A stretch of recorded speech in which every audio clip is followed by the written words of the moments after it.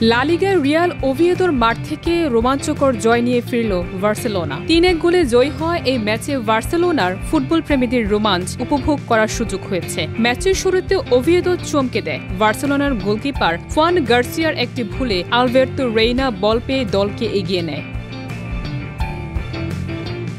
দ্বিতীয়ার্ধের শুরুতে বার্সেলোনা কিছুটা দিশেহারা ছিল, তবে তাদের মানের পার্থক্য ধীরে ধীরে প্রকাশ পেতে থাকে। এরিক গার্সিয়া সমতা ফেরান, যা বার্সার খেলা আবার সামঞ্জস্য করে তোলে। এরপর ফ্র্যাঙ্কি ডে ইয়ং এর ক্রস থেকে রবার্ট লেভানডস্কি হেডে গোল করেন, যা দলের উপর দৃষ্টিভঙ্গি পরিবর্তন করে। ম্যাচের একেবারে শেষ মুহূর্তে মার্কাস রাশফোর্ডের কর্নার থেকে রোনাল্ড আরাউহো ব্যবধান বাড়িয়ে ৩-১ গোলে জয় নিশ্চিত করেন।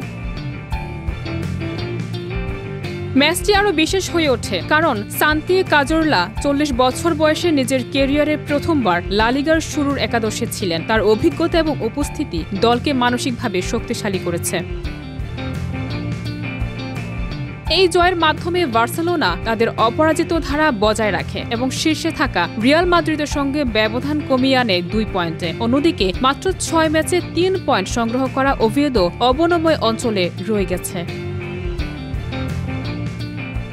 বিশ্লেষকরা মনে করছেন এই জয় বার্সেলোনার লিগে শীর্ষস্থানের লড়াইকে আরও শক্তিশালী করেছে। শেষ মুহূর্তের নাটকীয় গোল এবং দলের মানের পার্থক্য স্পষ্টভাবে প্রমাণ করেছে কেন বার্সেলোনা লা লিগার বর্তমান চ্যাম্পিয়ন। এই ম্যাচ শুধু ফলাফলের জন্য নয়, বরং দলের মনোবল এবং দর্শক আকর্ষণের দিক থেকেও উল্লেখযোগ্য। ভবিষ্যতে ম্যাচে তাদের ধারাবাহিকতা ধরে রাখা লিগ জয়ের জন্য গুরুত্বপূর্ণ হতে পারে।